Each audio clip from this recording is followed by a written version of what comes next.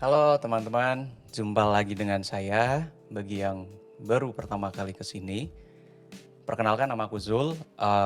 Di channel ini kita nanti akan banyak membahas tentang audio production, mixing, mastering, dan lain sebagainya. Pada video hari ini kita akan belajar tentang bagaimana caranya kita men-trigger atau mereplace drum di FL Studio menggunakan stok plugin. Jadi nanti kita akan hanya gunakan plugin-plugin bawaan FL Studio yang katanya agak tricky gitu kalau kita mau men-trigger atau mereplace drum.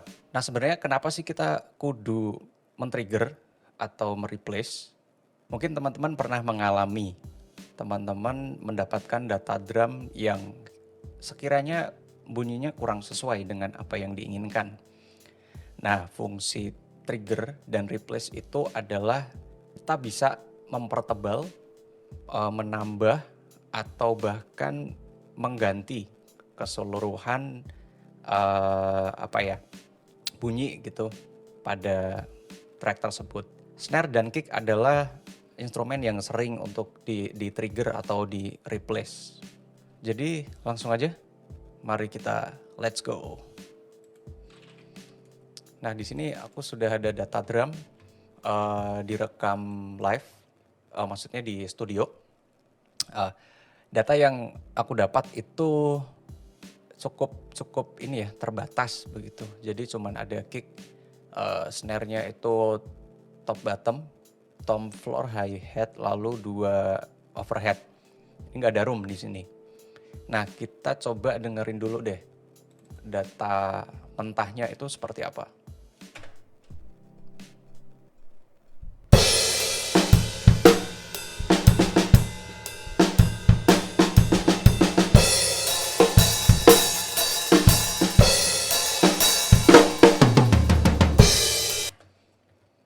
Nah, kurang lebih begitu. Jadi aku pengen men-trigger atau bahkan nanti mereplace terlebih di snare ya, snare dan kick yang ada di sini. Soalnya kick di sini cuman kayak apa ya? Sepertinya micingnya cuman out. Jadi nggak ada mic yang di dalam shellnya itu nggak ada. Nah, jadi kita nggak dapat mungkin nanti kita butuh suara yang kick low-nya yang ada di frekuensi sub, gitu frekuensi bawah, kita nggak dapat. Jadi mungkin nanti aku akan triggering. Oke, kita mulai dulu deh dari kick. Caranya begini, kita coba lempar di mixer. Kick itu aku taruh channel 1. Nah, di sini kita solo deh.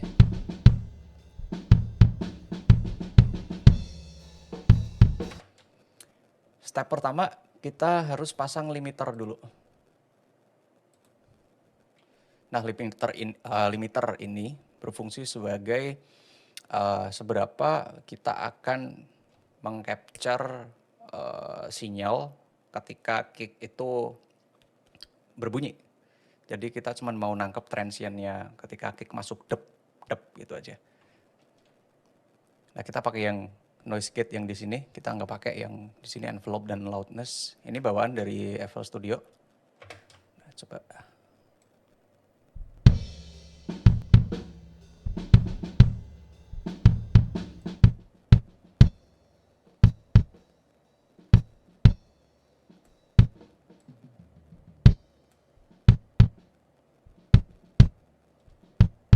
Nah, kurang lebih begitu. Cukup mudah, jadi kita cuma nentuin threshold sama gain supaya nggak banyak kebocoran gitu.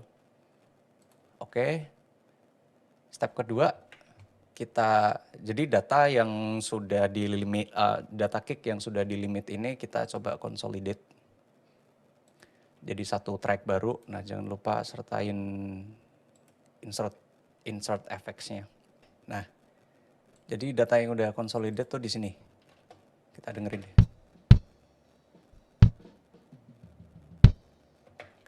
kita rename dulu deh. Kick pre-trigger. Nah setelah itu step kedua apa 3 ya? 2 kayaknya. Nah kita coba lempar ini di Slice6 channel. Ini juga bawaan dari FL Studio. Jadi fungsi plugin ini adalah dia yang menangkap transientnya. Jadi ketika kicknya itu bunyi, dia coba tangkap, lalu dia bisa kita lemparin ke piano roll. Nah jadi data audio ini nantinya kita akan convert ke MIDI.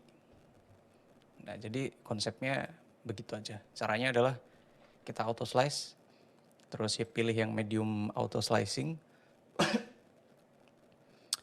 lalu dump to piano roll, pilih yang flatten. Oke. Nah, lalu di sini coba kita buka. Nah, dia jadi udah berbentuk file MIDI nih, jadi kicknya sekarang. Kita Ctrl A semuanya, terus kita copy. Setelah itu kita bikin Setelah itu kita bikin instrumen track. Nah, di sini kita boleh pakai apa aja ya. Maksudnya kita pengen men-trigger atau mereplace ini pakai sampel drum yang mana. Kalau di sini kayaknya kita pakai yang enteng aja lah. Nah, aku sering pakai ini nih. Ini plugin Monster Drum namanya. Nah, setelah itu ketika dia udah ngebaca MIDI-nya, lalu kita tinggal insert aja tuh dengan sampel mana yang sekiranya kita cocok dan mau insert ke data kick-nya. Di sini kita pakai Monster Drum. Kita masuk pada track-nya, lalu kita paste. Biasanya kick itu letaknya di C3 ya. Nah, baru deh kita coba pilih sampelnya, bunyinya.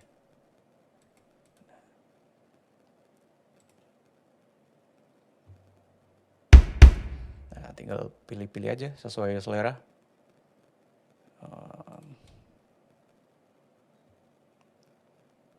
Di sini kayaknya kita pakai ini aja.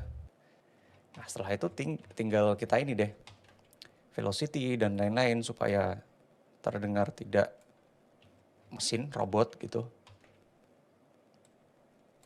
Nah, coba kita play sekarang.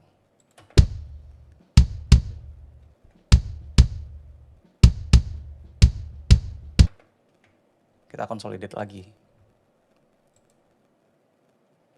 Jadi datanya ini sudah berbentuk data audio lagi.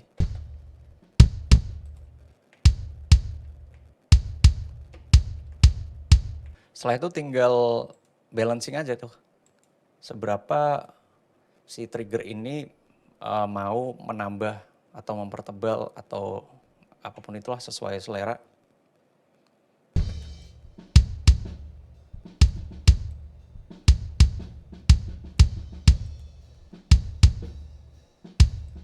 Nah itu tinggal mixing deh. Kalau kita butuh emulasi room misal karena ini nggak ada data drum room, boleh kita tambahin lagi, tambahin reverb mungkin, terus di EQ, kasih kompresor dan lain-lain bisa dilakukan setelah ini. Jadi begitu caranya kita kalau mau trigger atau replace drum di FL Studio. Nah jadi kita coba dengerin drum ketika belum di processing, belum di trigger dan atau di replacing, dan yang sesudah trigger dan processing.